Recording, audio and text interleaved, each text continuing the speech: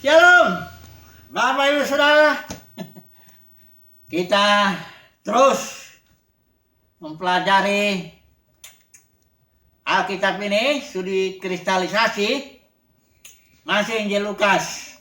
Kali ini kita akan angkatkan tema penolakan Yerusalem terhadap Tuhan Yesus. Ketika Tuhan Yesus memasuki kota Yerusalem, dia menaiki seekor keledai. Ya, ada di pasal 19 ayat 29 sampai 44 ya. Kita akan ambil 3 poin dari perikop ini yang akan kita singgung. Yang pertama mengenai bahwa kedatangan Tuhan kepada Yerusalem itu menawarkan diri sebagai Mesias, sebagai raja, itu sudah dinubuatkan. Yang pertama ya. Yang poin kedua, nanti kita akan melihat bahwa penolakan ya, Yerusalem menolak. Walaupun orang banyak atau murid-murid itu bersorak-sorai, muji menyembah, Tuhan ini berkati dia yang datang dalam nama Tuhan ini sebagai raja. Tapi orang Farisi yang mewakili Yerusalem itu sebagai para pemimpinnya itu dia menolak. Jadi judulnya ini harusnya jangan Yesus dilulukan di Yerusalem. Yang paling lebih cocok ini judulnya Yesus ditolak di Yerusalem. Yang ketiga nanti kita bahas, ini sekalian penolakan dan beberapa alasannya ya, kenapa orang Farisi alkitab menolak. Kemudian yang ketiga adalah nubuat Yesus, karena Yerusalem cuma menolak, Yesus menubuatkan Yerusalem itu. Ya, di sini ada 2 hal yang dinubuatkan Yesus ini setidaknya ya. Oke. Mari kita lihat langsung yang pertama dulu. Bahwa kedatangan Yesus sudah dinubuatkan. Waktunya sudah pas ya. Walaupun Yesus naik keledai ya, tapi sudah dinubuatkan dalam Zakaria 9 ayat 9. Ya. Walaupun keledai ini jalannya lambat, tapi Tuhan punya waktunya sendiri, punya kecepatannya sendiri. Semuanya sudah dirancang pas. Bahkan di bagian pasal ini sebelumnya ini udah Musa dengan Elia dalam penglihatan murid-murid itu ya, dia udah bicara itu mengenai kepergian Yesus ke surga, maksudnya yang akan digenapinya di Yerusalem, artinya melalui kematian, kebangkitan dia naik ke alam yang lebih tinggi, surga, ke tahta Bapa di sana untuk dinobatkan menjadi raja. Jadi ini semuanya sudah diatur lah ya. Kita baca ini, coba dulu lihat di sini ya. Ayat 36. Dan sementara Yesus mengendarai keledai itu, mereka mengamparkan pakaiannya di jalan. Ketika ia dekat Yerusalem, tempat jalan menurun dari Bukit Zaitun, mulailah semua murid yang mengiringi dia bergembira dan memuji Allah dengan suara nyaring, oleh karena segala mujizat yang telah mereka lihat. Kata mereka, diberkatilah dia yang datang sebagai raja. Dalam nama Tuhan, damai sejahtera di sorga dan kemuliaan di tempat yang maha tinggi. Ini sudah dinubuatkan, waktunya tepat, momennya sudah pas sekali ya. Yesus menawarkan diri secara resmi kepada bangsa Israel sebagai raja. Ini nubuat ya, sudah dinubuatkan ya. Yang kedua kita melihat, poin kedua, orang Farisi menolak. Nah kita lihat dulu, ayat 39. Beberapa orang Farisi yang turut dengan orang banyak itu berkata kepada Yesus, Guru, tegurlah murid-muridmu itu. Ini dengan kata lain, lu jangan teriak-teriak Yesus, diberkati dia yang datang sebagai raja dan sebagainya. Itu sama aja nolak gitu kan. Jawab Yesus, Aku berkata kepadamu, jika mereka ini diam, maka batu-batu ini akan berteriak. Jadi artinya sebenarnya sangat haruslah Yerusalem itu menerima Yesus sebagai raja. Kalau engkau ini orang-orang nggak ada yang ngomong, ini batu sampai pasti berteriak. Itu sampai begitu mendesaknya kebutuhan untuk diterima. Karena akibatnya ini ngeri sekali, akibat penolakannya ini ya. Nah kita lihat dulu beberapa, bahas dulu sedikit ya. Kenapa ini orang Farisi, ahli Taurat ini menolak Yesus sebagai raja. Ya, kalau kita minta bantuan dari Yohanes pasal 12 itu dikatakan di situ, sekalipun Yesus membuat begitu banyak mujizat di depan mata orang Farisi ahli Taurat, mereka nggak percaya karena juga sudah ditubuatkan. Dalam Yesaya 53, Yesaya 6, Tuhan sudah memang membutakan dengan maksud tertentu tentu ya. Tuhan membutakan mata para pemimpin itu dengan satu maksud. Tapi bukan berarti para pemimpin ini nggak bertanggung jawab, karena sebenarnya di pasal 12 juga Injil Yohanes dibilang juga sebenarnya beberapa atau banyak orang pemimpin itu dia tahu. Ya sebagai contohnya Nikodemus itu, Yusuf Arimatea, tapi dia nggak mau mengakuinya itu karena mereka lebih mencintai kehormatan manusia daripada kehormatan Tuhan, dan mereka takut dikucilkan. Jadi mereka tetap bertanggung jawab. Ya, penolakan mereka kepada Tuhan Yesus walaupun memang sudah dinubuatkan, tetap mereka harus bertanggung jawab. Yang berikut, mengapa mereka menolak? Itu karena konsep mereka tentang Mesias tidak sama dengan mereka. Nggak ngerti bahwa Mesias itu, mereka aja tahu pokoknya Mesias anak Daud, berarti Mesias akan punya istana jasmani kayak Daud, tentara jasmani kayak Daud, Mesias akan bangun bait suci yang jasmani. Pokoknya semua surga membebaskan orang Israel dari musuh-musuh jasmani. Makanya Yesus pernah pancing dulu konsep mereka ini. Menurut kamu Mesias itu anak siapa? Menurut kamu Mesias itu siapa? Ya dia langsung bilang, orang Farisi bilang anak Daud. Yesus bilang, kenapa Daud dalam Mazmur itu bilang, Tuhan telah berbicara, berfirman kepada Tuanku, duduklah sebelah kanan Elohim itu ya, yang itu Mazmur itu. Jadi Daud menyebut Mesias itu tuannya. Yesus bilang, gimana dia kok anaknya? Kadang dia nyebut Mesias tuannya. Artinya Mesias itu sebenarnya lebih tinggi. Karena kerajaan Mesias kerajaan yang lebih tinggi di alam spiritual. Ya, baik sucinya baik suci spiritual ya, musuh-musuh yang dihantam musuh-musuh spiritual, kerajaan sorgawi lah kerajaan Mesias itu. Nah ini konsep orang Yahudi jasmani sekali. Itu sebabnya mereka tolak. Ya.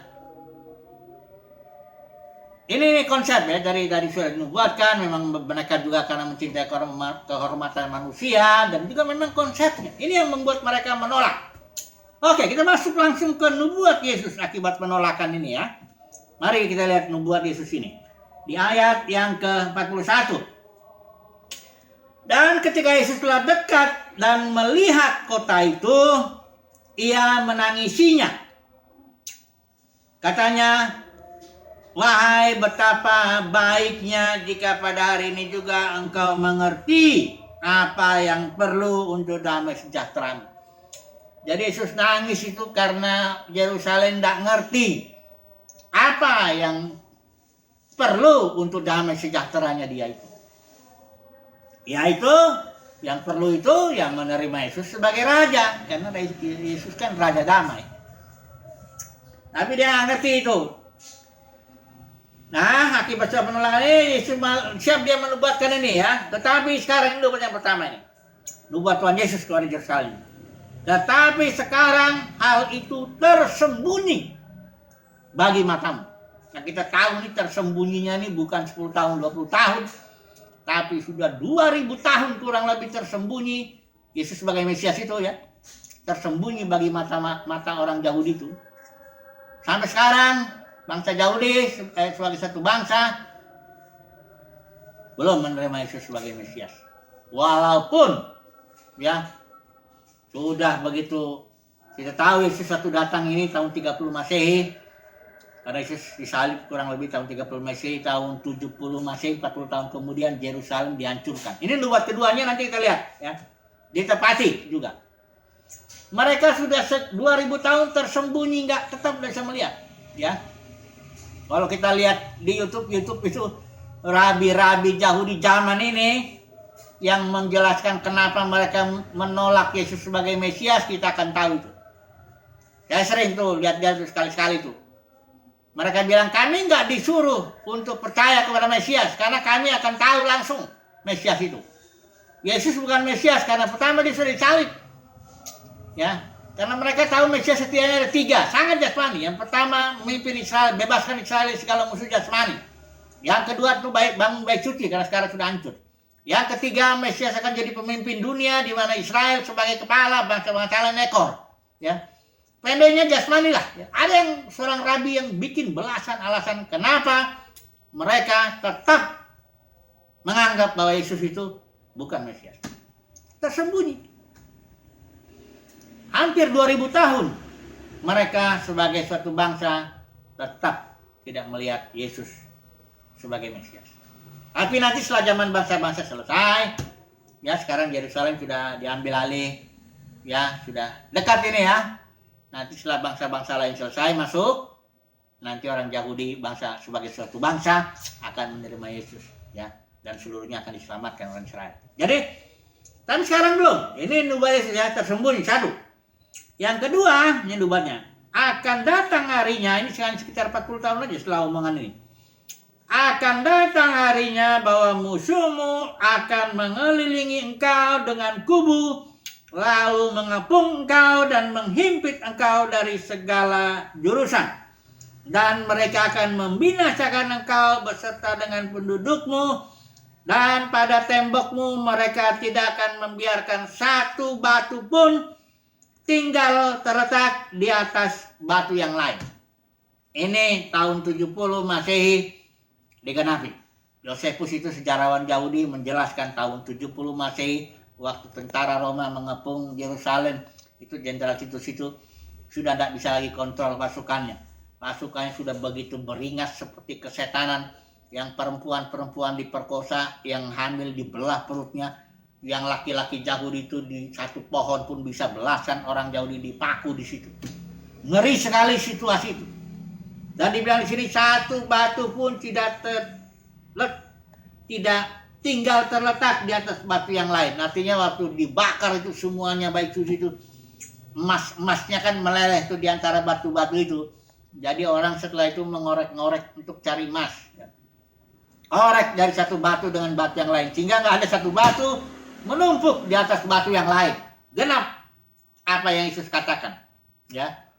Ngeri ini ya. Bukan hanya ini, bahkan orang Israel itu dari tahun 70 Masehi sampai sekarang 1948 ya dia menjadi negara itu ya. Dengan bantuan Inggris.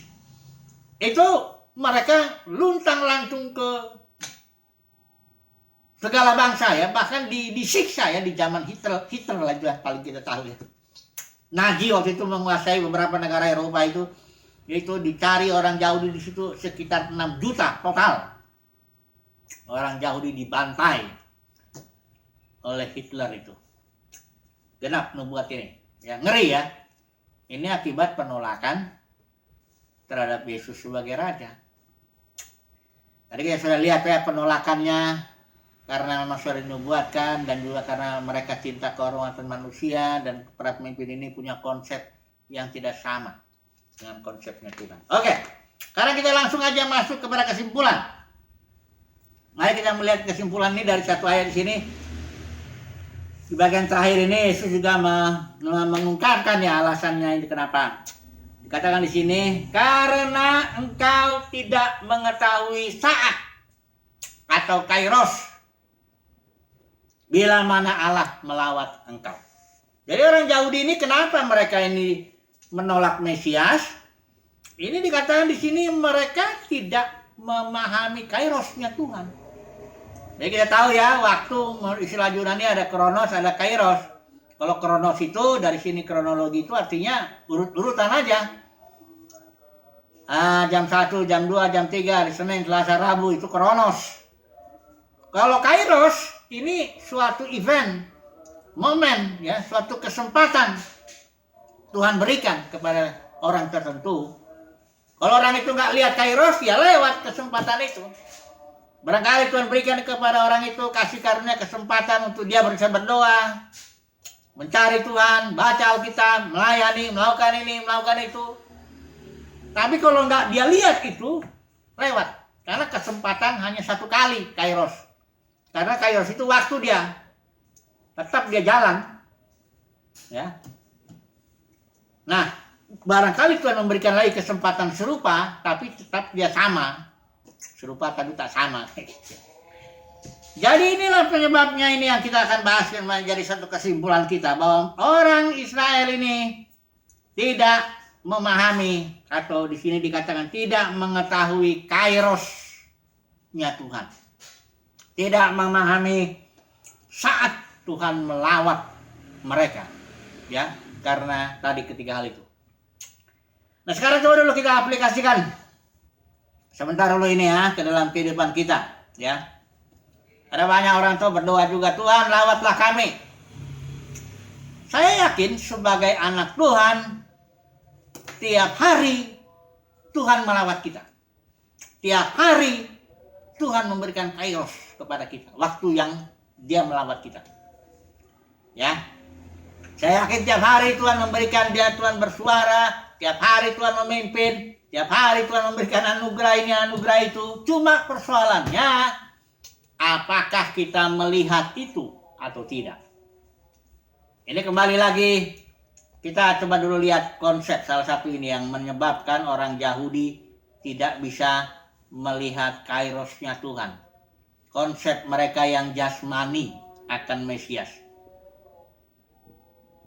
Inilah yang membuat mereka tidak melihat kairosnya Tuhan.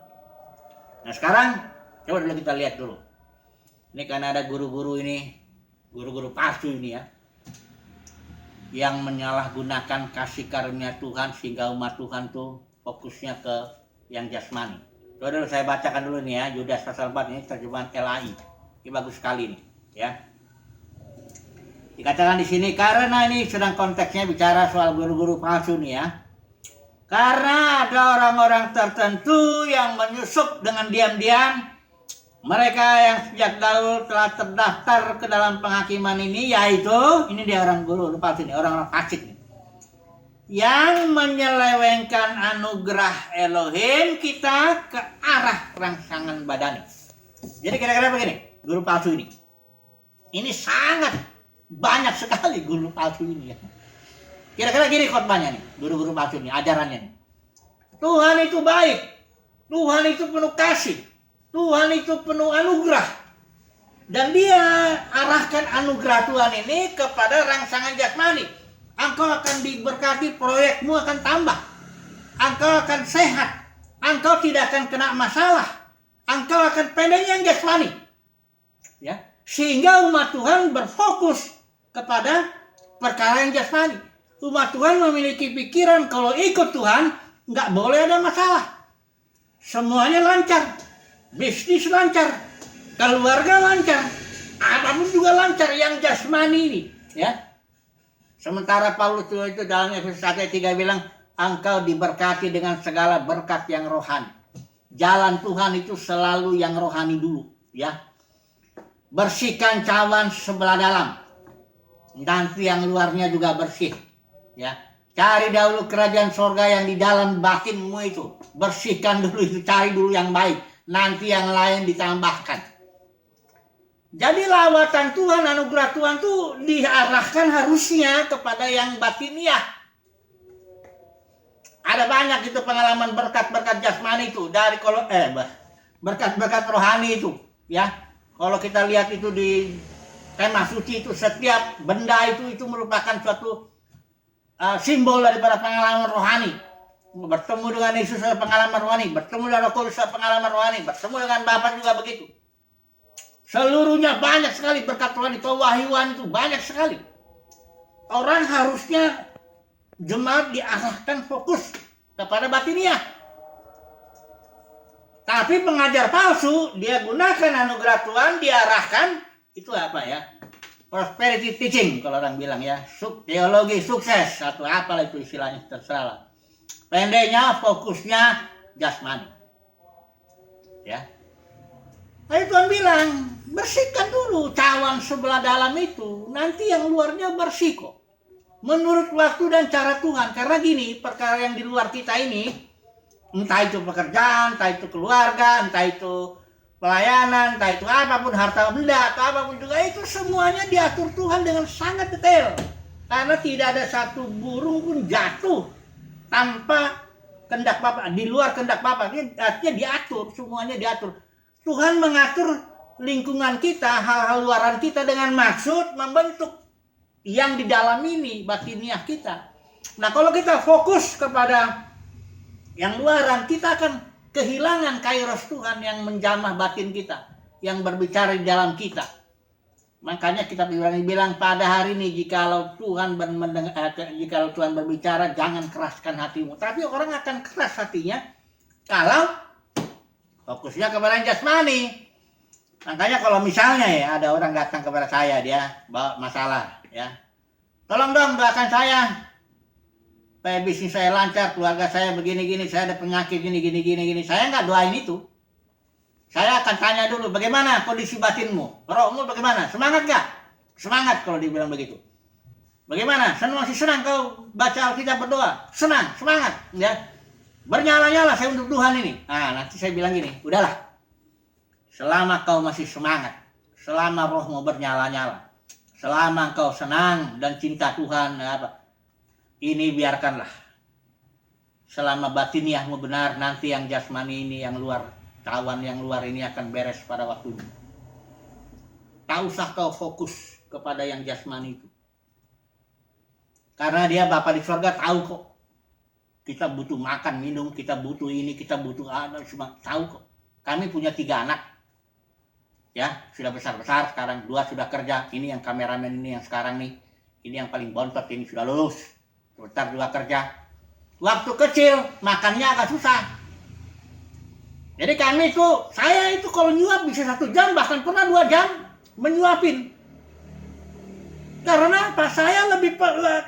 Kami lebih mengasihi perut mereka daripada mereka sendiri. Ini saya bapak yang hina ya, bapak yang penuh cacat celah. Saya begitu memperhatikan perut ini anak-anak. Bahkan kadang-kadang kami ini karena rumah kami dekat dengan Ragunan nih, kebun binatang. Pernah juga kami bawa itu ke sana. Supaya sambil dicuapin, lihat gajah makan pisang.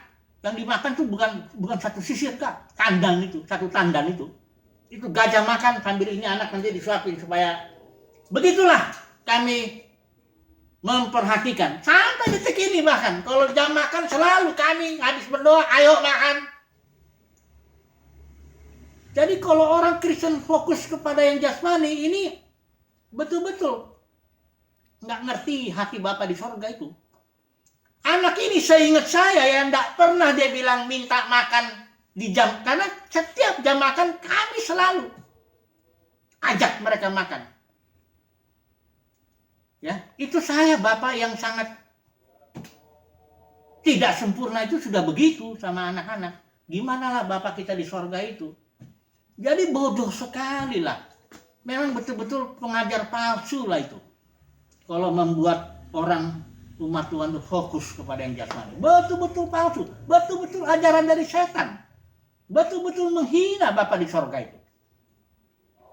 Ini udah waktunya ini. Saya ingat itu ada orang-orang ngomong bernubuat lagi macam-macam sebelum COVID itu. Awal Januari itu. Khotbahnya kau akan proyekmu akan tambah tahun ini berkelimpahan. Tahu-tahu Tuhan izinkan, Tuhan datangkan COVID ini, baru dia. Udah gitu masih khotbah lagi nih guru palsu ini. Ngomong terus yang jasmani. Ya. Ini waktunya ini, saya harus terus terang ini ya. Guru palsu itu mengajarkan itu anugerah Tuhan. Memang Tuhan baik. Tapi diarahkan kebaikan Tuhan itu kepada kesuksesan duniawi. Tidak diarahkan kepada soal-soal batiniah. The kingdom of God is within you. Kerajaan sorga itu dalam batin tiap orang percaya. Itu yang mestinya fokus. Cari dahulu kerajaan sorga. Jadi begitu ya. Ini karena konsep orang Yahudi juga sangat jasmani. Dia di situlah dia nggak tahu kairos Tuhan. Nggak tahu kapan Tuhan melawat dia. Nah umat Kristen juga kalau konsepnya jasmani. Diakibatkan pengajar palsu ini. Saya juga yakin akan terjadi sama ini. Dia tidak tahu lagi kapan Tuhan melawat dia. Ini suatu peringatan, suatu kesimpulan lah ya. Bapak saudara, mari kita fokus kepada yang batiniah. Ya. Nanti yang bersihkan cawan sebelah dalam dulu. Nanti yang luar itu juga akan bersih. Ya. Jangan kita fokus ke yang luar, ya. Nanti jatuh-jatuhnya munafik kayak kuburan. Kalau orang Kristen kayak kuburan, nanti di luarnya bagus kelihatannya, ya. Total di dalamnya, waduh, ngeri ya. Makanya orang Farisi ini, teguran Yesus itu Matius 23 kita lihat itu munafik kayak kuburan. Luarnya bagus, di dalamnya nggak cinta Tuhan dia, nggak cari Tuhan dia, nggak suka Tuhan dia, nggak suka berdoa, nggak suka baca Alkitab, nggak suka hal-hal yang spiritual. Mari, melalui sharing ini, semoga ya umat Tuhan jangan seperti Yerusalem. Ini pelajaran lah bagi kita. Jangan menolak Yesus sebagai Mesias karena konsepnya yang jasmani. Puji Tuhan, haleluya, amin.